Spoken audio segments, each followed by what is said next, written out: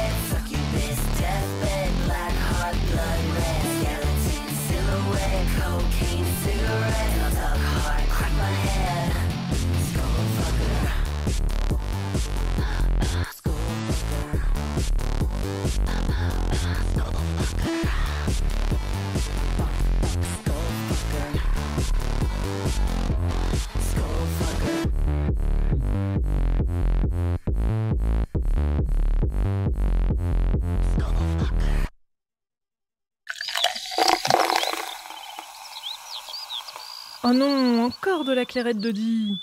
Mais non, c'est de la courette de Die. De la quoi? Oh, waouh!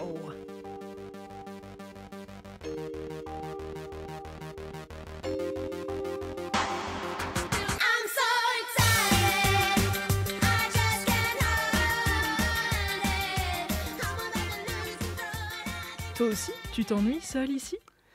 On vit d'égayer tes soirées broderie? Écoute les Queerettes de Die, l'émission queer transpédéguine tous les 3e jeudis du mois sur RDIWA, à écouter sur 107.5 et 101.7 FM. À bientôt, bisous. Bisous. Bisous. Bonne écoute. Bisous. Et oui, bisous, bisous. Alors, je suis en compagnie de Léa de l'émission ou podcast, elle nous dira Transculture. Salut Léa. Salut Estelle. Salut Mam, je sais pas si tu peux t'appeler Mam ou Estelle, mais...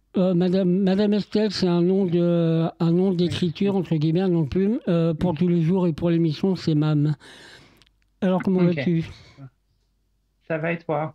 Ouais, très bien, un peu stressé parce que c'est la première fois que je fais un duplex Zoom avec ma machine, mais apparemment, maintenant, ça a l'air de bien fonctionner. Et oui, justement... D'accord, je suis honoré de participer à cette belle émission que tu présentes. C'est gentil. Pour info, la musique pré-générique que j'ai mis, c'est... une chanson chantée par Got Milk, le premier trans masque ayant participé à Drag Race, au RuPaul Drag Race, en 2021, la 13e saison, voilà. Donc je trouvais important de mettre aussi ce pan de la culture trans dans mon émission. Eh ben, dis-moi, est-ce que tu peux déjà te présenter un peu pour savoir un peu d'où tu viens, ton parcours personnel, militant, si ça te dérange pas? Eh ben, c'est parti, je me lance. Alors, je m'appelle Léa, j'ai 30 ans, je suis originaire de Nantes. J'ai commencé mon parcours militant à Nantes en 2014 dans un collectif queer féministe qui s'appelle le Queer Farnham. Et en 2015, j'ai démarré ma transition de genre. Donc ça fait déjà 10 ans que je suis sous hormones. Et et du coup, voilà, j'ai un parcours militant associatif du côté de Nantes. J'ai eu l'occasion de faire quelques associations, que ce soit déjà enfin, une fois sur Lyon. J'ai participé à comment, quelques projets sur Amiens pour l'IDA Hobbit 2019 notamment.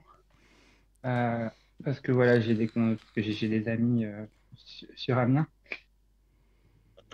Et, euh, et puis du coup, je suis arrivé à Lyon en 2021.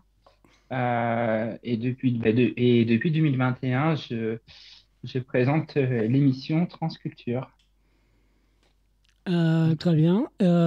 Et d'ailleurs, tu considères que c'est une émission faite pour la radio ou c'est plutôt un podcast ou, comme j'aime bien dire, un balado, comme disent les Québécois, plutôt donc un web native, donc un truc fait pour le web, avec des formats différents et qui passe à la radio en linéaire? Alors, originellement, l'émission avait été créée sur Radio Pluriel par bien avant moi, d'ailleurs, bien avant que j'arrive sur Lyon, pour le pôle pluriel gay de Radio Pluriel. Et en fait, moi, on m'a proposé du coup de présenter cette émission parce qu'on m'avait dit que le poste était vacant. Enfin, le poste était vacant bénévolement, mais du coup, ben, moi, j'ai réfléchi parce que moi, j'arrivais sur Lyon voilà, je démarrais parce qu'en fait, je suis arrivé aussi à Lyon pour faire une formation professionnelle. Et, euh, et puis, euh, et puis du coup, j'ai commencé à présenter l'émission. Et là, qu'avant, elle était très radiophonique, du coup, à Radio Pluriel. Et puis là, on est parti de Radio Pluriel parce que du coup, j'étais avec Virginie et Anne, deux amis. Et, euh, et ben, là, du coup, aujourd'hui, l'émission est, comment dire, indépendante. C'est-à-dire que je peux aussi bien la présenter à la Radio Canu, où je suis en ce moment, et puis aussi bien faire des interviews vidéo, faire des interviews à l'extérieur. Ça m'est arrivé notamment l'année dernière, l'été dernier, d'aller sur Montpellier, faire des interviews de personnes concernées au Centre Fierté Montpellier Pride. Et puis aussi faire des interviews visio comme ce que j'ai pu faire tout récemment encore. Donc oui, donc ça a commencé à la radio et puis là oui, c'est comme tu dis très bien, c'est un balado un peu plus maintenant parce que je pense que cette émission elle a pour objectif aussi elle est militante, mais pas de manière radicale, elle est militante de manière à ce à, à- à ce que aussi enfin, que la transphobie soit un peu vaincue. En fait, comment dire, je pense que cette émission, elle a pour but d'accompagner, d'aider, de faire aussi de la pédagogie et puis de renseigner les gens culturellement sur les cultures trans, queer et féministes. Mm. Donc, donc moi, c'est ça qui m'intéresse aujourd'hui, c'est de la promouvoir et puis d'être un peu, surtout que surtout pour les gens qui ne connaissent rien au sujet de transfert, je pense que si ils regardent des émissions de transculture, je pense que ça peut les aider pour s'ouvrir et puis pour en apprendre plus sur le sujet. Donc, Et en même temps, voilà. vu les invités et ce que tu as, c'est à chaque fois des rôles modèles, quoi, pour des jeunes personnes trans qui voient qu'on peut être malgré tout épanoui, malgré tout, comment dire, réussir à faire des trucs, soit militants, soit culturels, soit artistiques. Exactement. Moi, l'idée, en fait, c'est de donner le maximum de visibilité à vraiment tout type de personnes, à tout type de profil. Et, et j'avoue que c'est un peu mon leitmotiv. Puis moi, à chaque fois que je fais une interview, j'apprends des choses donc, en tant qu'animatrice. Donc voilà, je suis contente de présenter cette belle émission. C'est vrai qu'aujourd'hui, Transculture, c'est devenu mon bébé, entre guillemets. Mais voilà, c'est parce que elle, je sais pas, elle me pousse à aller encore plus loin à chaque fois. C'est cool. T'es toute seule pour la préparer ou t'as une équipe technique ou une autre personne qui Je t'aide pour les suis, interviews? je suis toute seule. Ah oui, bon courage. Moi, j'ai réussi à avoir quelqu'un qui m'aide régulièrement pour la construction de mon émission et pour la technique aussi. Et je dois avouer que c'est... en plus, moi, j'essaie de faire les émissions en direct parce que je dois avouer que c'est le direct qui me fait vraiment vibrer. Eh ben, Mhm. avant de parler des deux transcultures que j'ai décidé de promouvoir, parce qu'en effet, je ne l'ai pas dit, mais ce premier hors-série programmation d'été en 3 ans de Queerette, c'est la première fois que je le fais, donc je vais vous proposer deux émissions qui ne seront pas en direct cette année, en juillet et en août. Et la première, je voulais faire un vrai focus sur Transculture que j'ai connu il y a quelques années. Je t'avais rencontré pour un verre à Lyon et Oui, j'avais trouvé notre conversation intéressante et je continue à suivre. Donc voilà, et puis on ne parle jamais assez de transidentité et de transphobie, surtout en ce moment, avec évidemment ce qui se passe aux États-Unis, mais vraiment ce qui oui, se passe aussi en France et qui est complètement invisibilisé par les grands médias ou mal traité. Alors, tout à tu fait. m'as proposé... excuse-moi, je t'ai coupé.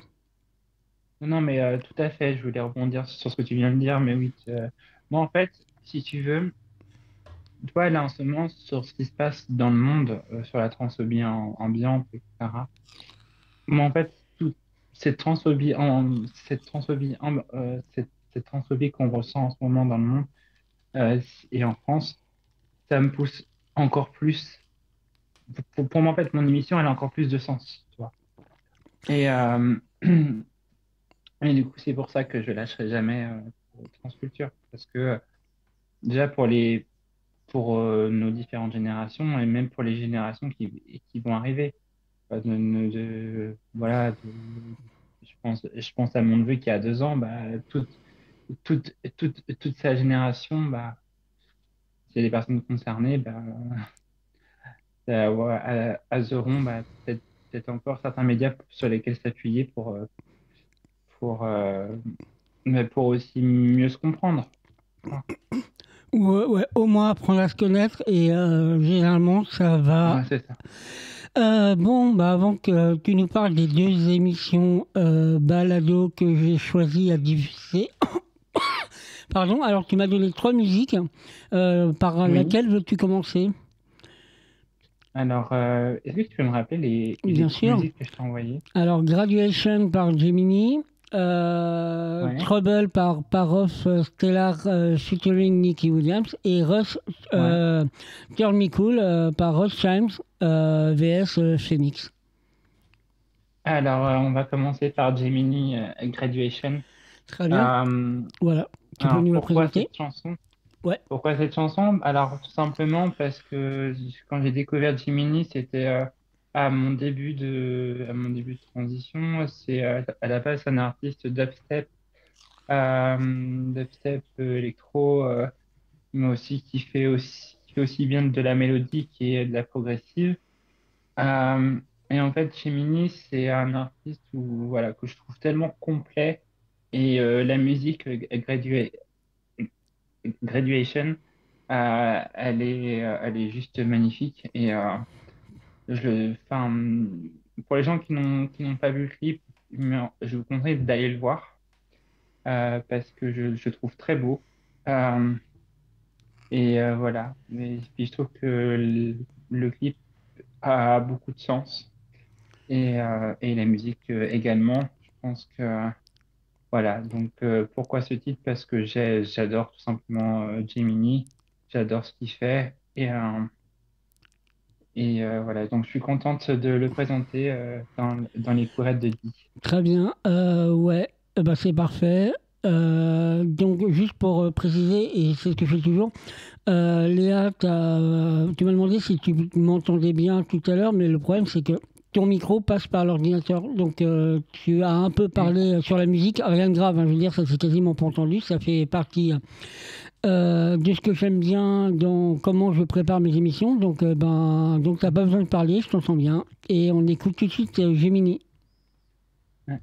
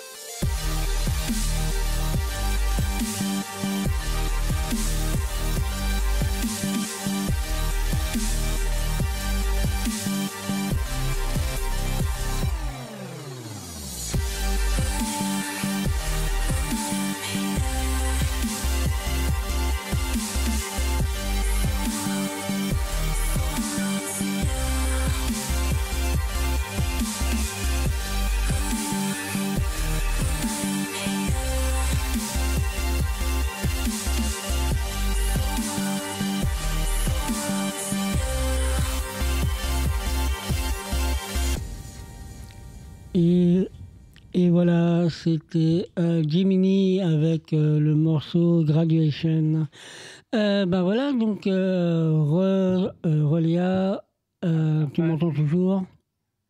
Oui, oui, toujours. En fait, j'entendais pas la musique, mais je pense que c'est normal Ouais, puisque j'étais hors direct à ce moment-là.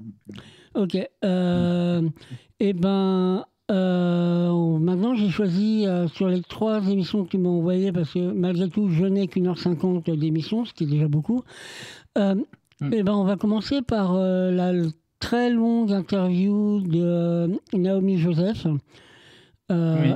participante à Transworld pour La Réunion. Est-ce que tu peux nous parler de ta rencontre avec Naomi, comment tu as abordé cette interview et voilà.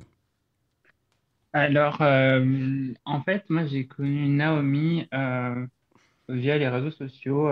J'avoue que je savais pas que c'était forcément une personne concernée. Et en fait, elle parlait de son. Déjà, j'adorais ce qu'elle faisait, en tout cas pour lutter contre la transphobie sur ses réseaux sociaux, que ce soit TikTok ou Instagram.